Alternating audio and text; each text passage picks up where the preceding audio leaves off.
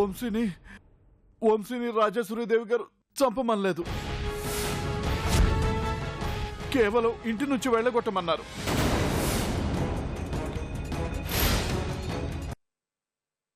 ఇంకా ఏమైందంటావేంటయ్యా? మనం ఈ కేసు ఓడిపోయాం. దానికి 10 కోట్లు కాదు కదా, 10 పైసలు కూడా రావు.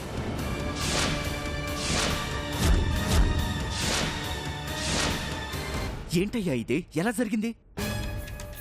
నాకు మాత్రం ఏం తెలుసు? ఆ అపోజిషన్ వాళ్ళ దగ్గర అన్ని డాక్యుమెంట్స్ పక్కాగా ఉన్నాయి.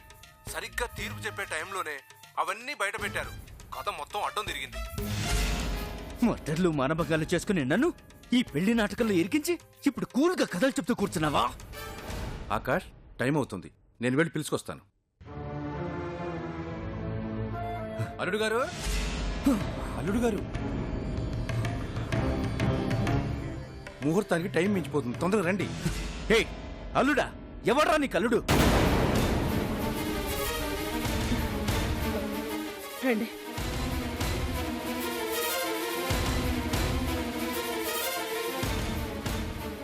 అల్లుడు గారు, ఏమైంది? ఏమైందంటావేంటి? దీనికి కోర్టు కేసులో ఉన్న 10 కోట్ల ఆస్తి వస్తుందని ఈ పెళ్లి కుప్పుకున్నాను తప్ప దీని అందం మీద ఉన్న మోస్తో కాదు.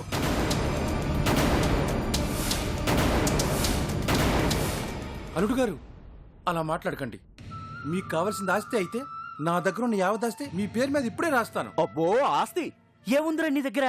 నీకో డొక్కిల్లు, దానిపై అద్దెకివ్వడానికి మరో ఇల్లు. ఆ ఇంటికి అద్దెకొచ్చిన ప్రతోడు ఆకాష్ గడ్ల నీ కూతుర్ని గోకుతాడు. జీవితాంతం నేను దానికి కాపలా కాస్తూ ఉండాలా?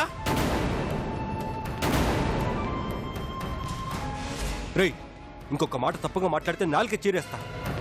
ఆకాష్ ఆగు. అబ్బా, ఆవిడ ఆగమనటం, ఈ నాగిపోవడం. ఆపండ్రా మీ డ్రామా. అదేంట్రా నాకు అర్థం కాదు. దీని బాబేను దీన్ని పెళ్లి చేసుకోమంటాడు. ఇదేనో నా ఇష్టంతో సంబంధం లేదు, అంతా ఆకాశ ఇష్టం అంటుంది. నువ్వేమో స్వప్నని బాగా చూసుకోండి అని అంటావు. పోనీలే, అమ్మాయి ఎలాంటిదైనా ఆస్తి వస్తుందని ఆశపడ్డాను. అదే రానప్పుడు దీంతో పనే ఉంది. ఏయ్, నువ్వు మంచి జరుగుతుంది, ముహూర్తానికి 3 నిమిషాలుంది, ఆగండి అంటే ఏంటో అనుకున్నాను. నిజమే, ఆ దేవుడు ఈ దరిద్ర పెళ్లి జరగకుండా ఆపాడు. God is great.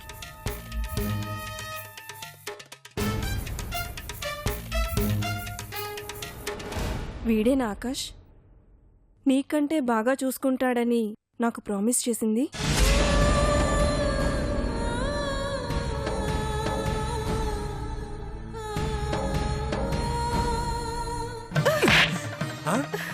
అవతలికి పోరా, పోరా.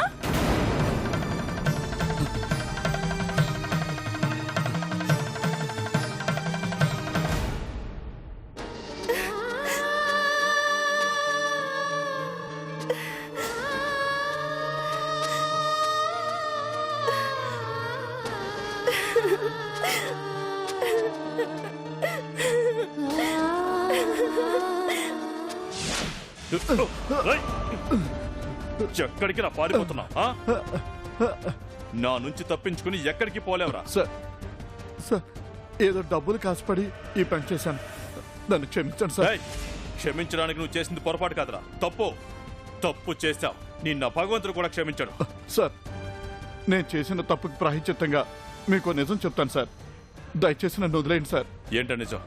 అది చెప్పరా. సార్, అది వంశీ యాక్సిడెంట్లో చనిపోలేదు సార్, తనని హత్య చేశారు.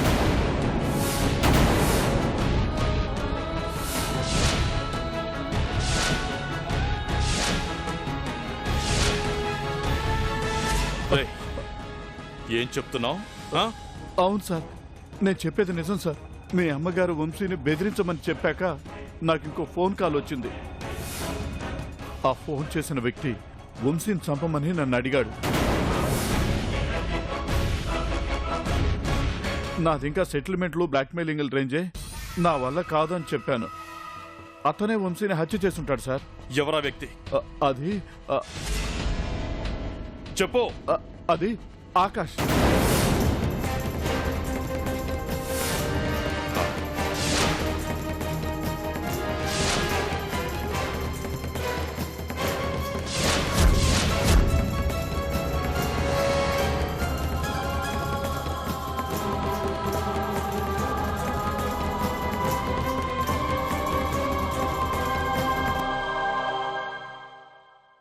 ఏం ప్లాన్ చేసావు భయ్యా? నేను ముదురైతే నువ్వు దేశముదురువి.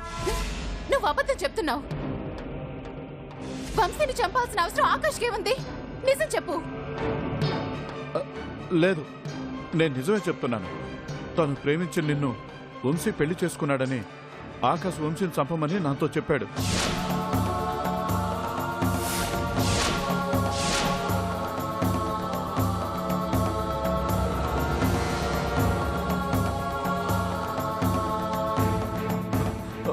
సార్, ఇప్పటికైనా నన్ను నమ్మండి సార్. నన్ను వదిలేండి సార్.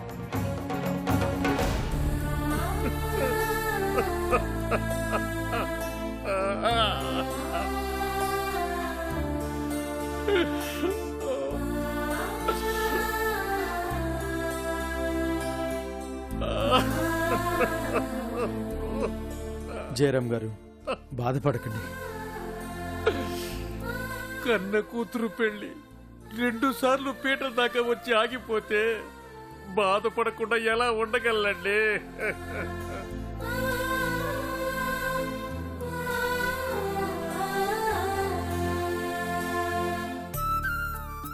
అలా అనకండి అన్నయ్య గారు. డబ్బు మీద ఆశతో పెళ్లి చేసుకోవాలనుకుంటున్న అటువంటి దరిద్రంతో స్వప్న పెళ్లి జరిగితే తన జీవితం నాశనం అయిపోయి ఉండేది. ఇప్పుడు మాత్రం నాశనం కాలేదా అమ్మా? పెళ్లి కొడుకు ఇలాంటి వాడని మనకు తెలుసు, కానీ జనానికి తెలియదుగా.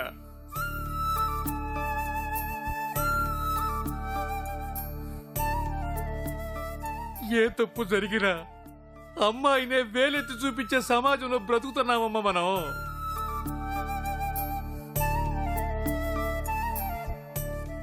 రేపు నా కూతురు ఏ తప్పు చేయకుండానే నలుగురు 4 మాటలు అంటుంటే ఆ మాటలు విని తట్టుకుని నిలబడే ధైర్యం నాకు లేదమ్మా.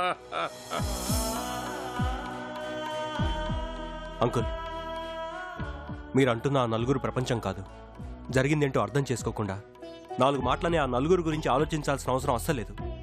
నిజమే బాబు, కానీ మాకు మీ అంత పెద్ద చదువులు లేవు. మావి మీ అంత పెద్ద ప్రపంచాలు కావు. మావి మురగుజ్జ సమాజాలు. మేమంతే. ఆ నలుగురికి తెలిస్తే మా పరువు ఏమైపోతుందోనని మాలో మేమే బాధపడిపోతూ ఉంటాం. మాకు చిన్న కష్టం వచ్చినా కుమిలిపోతాం, కానీ మీ పిల్లల్లాగా ఎదిరించి నిలబడలేవు.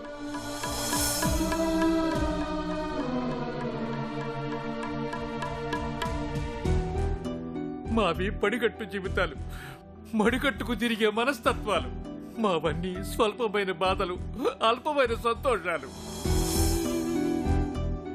మా ఆడపిల్లల తండ్రులంతే బాబు, మేం మారం. ఎవరు మమ్మల్ని ఎంతగా సంస్కరించాలని చూసినా, ఎన్ని చట్టాలు తెచ్చినా మేం మారం. మా మనస్తత్వాలు మారం.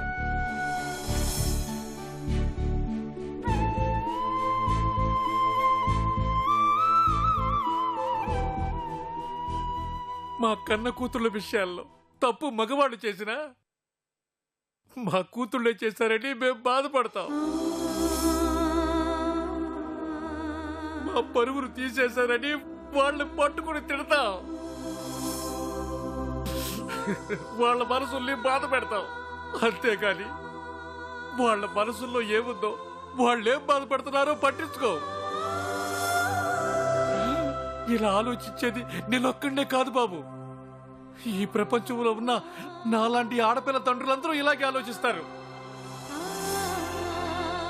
కూతుళ్ళని మేము మనుషులుగా భావించాం. మా పరువు మర్యాదలుగా భావిస్తాం. వాళ్ళ పెళ్లి ఆగిపోతే మా పరువులు పోయాయని ఇలాగే 4 రోజులు ఏడుస్తూ కూర్చుంటాం. ఆగిపోయింది నా కూతురు పెళ్లి కాదు బాబు, నా పరువు. నన్ను కాసేపు ఇలా వదిలేయండి. నేను కాసేపు తనివితేరా ఏడ్చుకుంటే కానీ నన్ను నేను సంభాళించుకోలేను. నాన్న, స్వప్న,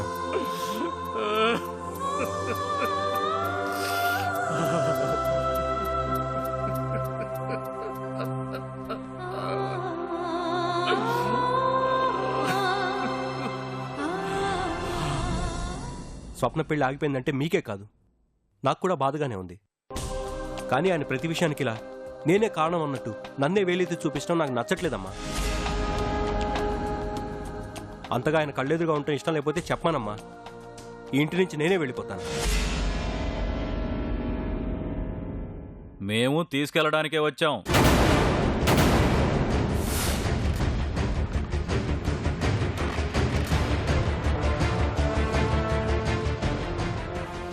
ఏంట్రా, ఏంటి ఇల్లు వదిలిపెట్టి వెళ్ళిపోతానంటున్నావు? పదా, అత్తారింటికి దారి చూపిస్తా.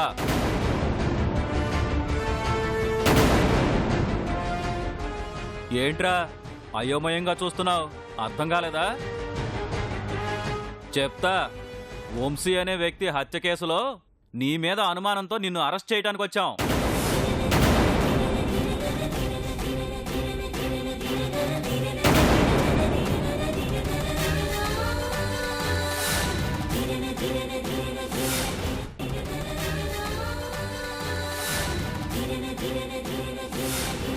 ఏంటి, ఇంతకుముందు ఇదే కేసులో ఒకసారి అరెస్ట్ చేసి రిలీజ్ చేశారు, మళ్ళీ అదే కేసులో నేను అరెస్ట్ చేయడానికి వచ్చారేంటా అని చెప్పి ఆలోచిస్తున్నావా? ఆ రోజు ఎవరైతే నిన్ను విడిపించమని విలవిలలాడిపోయిందో ఆ కళ్యాణియే ఇప్పుడు నీ మీద కేసు పెట్టి లోపల పెట్టమని పట్టుకుని కూర్చుంది.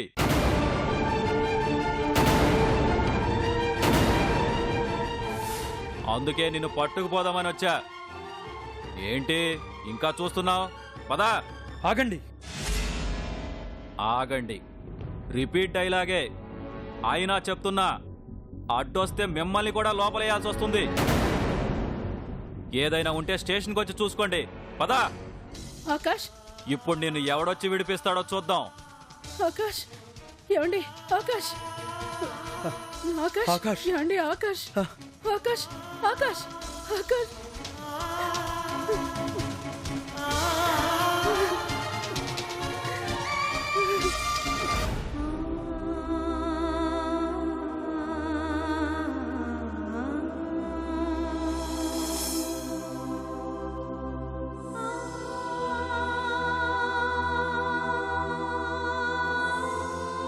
నాన్న, బాధపడకండి నాన్న.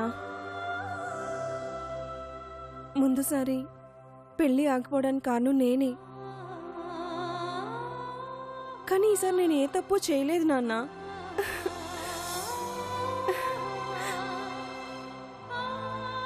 ఊరుకో తల్లి, ఊరుకో. నీ పెళ్ళాగిపోవడంలో నీ తప్పేమి లేదురా. ఈ తల్లిదండ్రుల కోసం నీ ప్రేమనే త్యాగం చేశావు. నీలాంటి కూతురు నాకుండటం నా పూర్వజన్మ సుకృతం తల్లి. నా బాధ ఈ పెళ్ళి అయిపోయిందని కాదురా, ఈ పెళ్లి చెడిపోవటానికి ఏ తప్పు చెయ్యని నిన్ను వేలెత్తి చూపిస్తారేమోనని నా భయం. ఒక్కసారి పెళ్ళి ఆగిపోతే 4 రకాలుగా అనుకునే ఈ సమాజం దండలు మార్చుకునేదాకా వచ్చి పెళ్ళి అయిపోయిందంటే మన గురించి ఏమనుకుంటారనేదే నా బాధ. అమ్మా, నువ్వేమనుకోకపోతే నీకో మాట చెప్పనా? మనం కొన్నాళ్ళు ఈ ఊరి విడిచి వెళ్ళిపోదామమ్మా.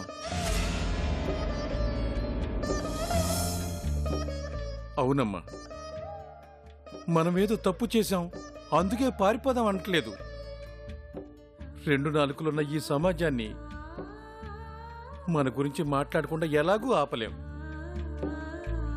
కానీ వాళ్ళు నీ గురించి మాట్లాడుతుంటే విని తట్టుకునే శక్తి ఈ తండ్రికి లేదమ్మా.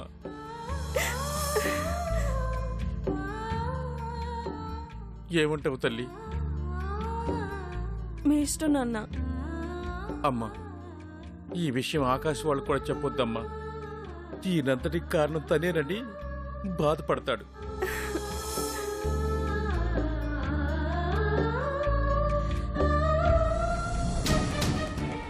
నాగినేడు, నాగినేడు, నాగినేడు.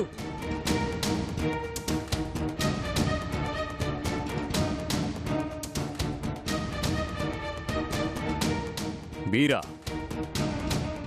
మీరెందుకు వచ్చారు మా ఇంటికి? నువ్వు నీ కూతురు కలిసి నా కొడుక్కి చేస్తున్న అన్యాయం గురించి నిలదీయాలని వచ్చాను. రంగారావు గారు, అన్యాయం చేసింది నేను, నా కూతురు కాదు. నీ కొడుకు ఇన్నాళ్ళు నాకు నా కూతురికి ఏదో పెద్ద సహాయం చేస్తున్నట్టు నటిస్తూ మాకు తీరని ద్రోహం చేశాడు. నా కూతురికి పసుపు కుంకాలు దూరం చేసి నా అల్లుణ్ణి పొట్టన పెట్టుకున్నాడు నీ కొడుకు. చాలే ఆపోయా, ఊరుకుంటున్నాం కదా అని నోటికొచ్చినట్టు మాట్లాడకు. కనీసం మంచి మర్యాద సంస్కారం తెలియని నీకు న్యాయాల గురించి మాట్లాడే అర్హత లేదు. చిన్నప్పటి నుంచి పెంచిన నీ కూతురు మనసేంటో తెలుసుకోకుండా మాతో సంబంధం కలుపుకుని మమ్మల్ని పెళ్లికని పిలిపించి ఊరందరి ముందు మమ్మల్ని అవమానించావు. కానీ నా కొడుకు సంస్కారవంతుడు కాబట్టి నీ కూతురు పెళ్లి పీటల మీద నుంచి లేచిపోయిందనే నిజాన్ని తన మనసులో దాచుకొని ఆ రోజు నిన్ను నీ పరువుని కాపాడాడు. నీ అల్లుడు ఆయుష్ తీరి అర్ధాంతరంగా యాక్సిడెంట్లో చనిపోతే నీ కూతురు ఎక్కడ గుండాగిపోయి చస్తుందోనని ఆ నిజాన్ని గుండెల్లో దాచుకుని ఇన్నాళ్ళు నీ కూతురి ప్రాణాలు కాపాడాడు.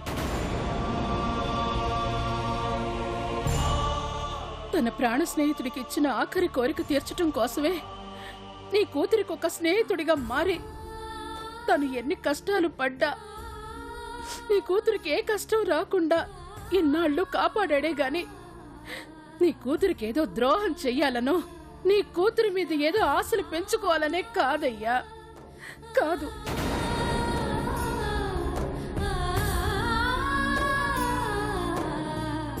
తను ఎక్కడ పెళ్లి చేసుకుంటే స్నేహితుడికిచ్చిన మాట నెరవేర్చలేకపోతానేమోనని తనని ప్రాణానికి ప్రాణంగా ప్రేమించిన అమ్మాయిని కూడా మరొకరికిచ్చి పెళ్లి చేయడానికి సిద్ధపడ్డ సంస్కారవంతుడయ్యా నా కొడుకు.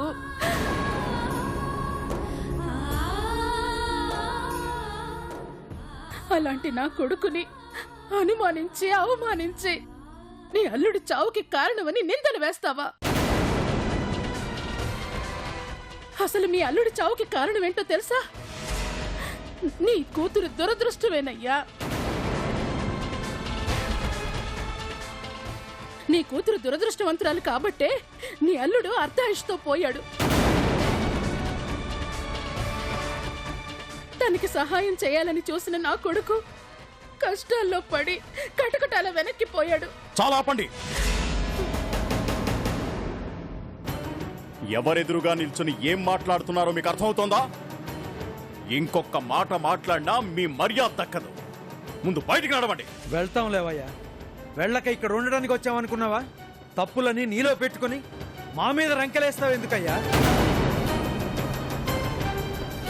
ఏమండి, ఇలాంటి ఇంట్లో మరొక్క నిమిషం ఉన్నా ఈ ఇంటి దరిద్రం మనకు పట్టుకుంటుంది. మంచి మర్యాద సంస్కారం లేని ఇలాంటి పెద్ద మనిషితో మరొక్క నిమిషం మాట్లాడినా పోయేది మన పరువేనండి. పదండి పోదాం.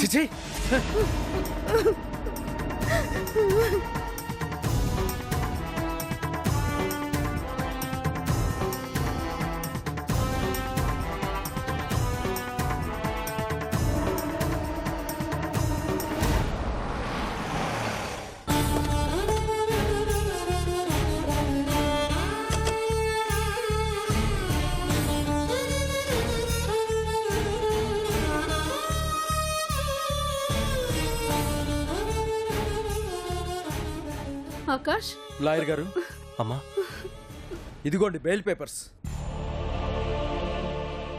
నారాయణ సార్, ఆ సెల్లో ఉన్న వాడిని విడిచిపెట్టాయి. సరే సార్.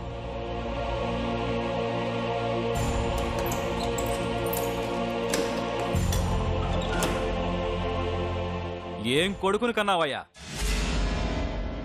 ఒక అమ్మాయి కోసం ప్రాణ స్నేహితుడినే నిర్దాక్షిణ్యంగా చంపేశాడు కదయ్యా.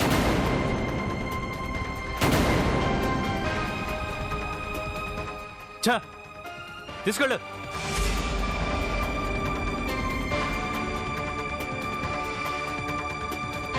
ఇదిగో మాస్టారు, మీ వాడికి వచ్చింది కండిషన్ బెయిల్ మాత్రమే. రోజు సాయంత్రం 5 గంటలకి ఇక్కడికి వచ్చి సంతకం పెట్టి వెళ్ళాలి.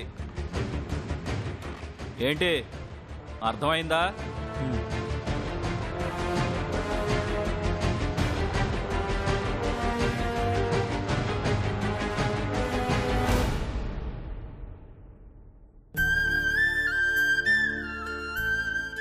నాన్న, నన్ను క్షమించండి. నువ్వెందుకురా క్షమాపణలు అడుగుతావు? నువ్వేం తప్పు చేయలేదు, తప్పంతా నాది. అవునరా, నువ్వు నీ గురించి, నీ జీవితం గురించి ఆలోచించకుండా పరాయి వాళ్ల జీవితం గురించి పాకులాడుతుంటే అది తప్పురా అని నేను నిన్ను ఆపకుండా నేనే పెద్ద తప్పు చేశాను. నువ్వు ఆ కళ్యాణికి చేసిన సహాయానికి నిన్ను కటకటాల వెనక్కి పంపించి నీ రుణం బాగా తీర్చుకుంది. లేదు నాన్న, ఇందులో ఆ కళ్యాణి తప్పేం లేదు. ఆ భగవాన్ గడే కావాలని ఈ కేసులో నన్ను ఎరికించాలని చూస్తున్నాడు. నిజంగా కళ్యాణి తప్పేం లేదు. చిచి, వీడికి అసలు ఎలా చెప్తే అర్థమవుతుంది? ఏ రోజైతే ఆ కళ్యాణ్ని మన ఇంటి కోడలుగా చేసుకుందాం అనుకున్నామో ఆ రోజు నుంచే మన ఇంటికి దరిద్రం పట్టుకుంది. ఏమండి, నేను చెప్తాను. ఒరే ఆకాష్, మీ నాన్న ఇంతలా చెప్తున్నా కూడా నువ్వు ఇంకా ఆ కళ్యాణిని వెనకేసుకురావడంలో అర్థం ఏంట్రా? అది కాదమ్మా, అసలే భర్త పోయిన బాధలో కళ్యాణి మనల్ని అపార్థం చేసుకుందని మనం కూడా ఇలా మాట్లాడటం బాలేదమ్మా. రై, మంచితనం అనేది ఒక అలవాటులా ఉండాలి కానీ వ్యసనంలా ఉండకూడదు. లేకపోతే అది నిన్ను నానా మాటలు అన్నా, కటకటాల వెనక పెట్టించినా, ఇంకా తన గురించి, తన మంచితనం గురించి ఆలోచిస్తున్నావంటే నిన్నేమనాలో కూడా నాకు అర్థం కావటం లేదు. చిచి, ఏం జన్మరా నీది?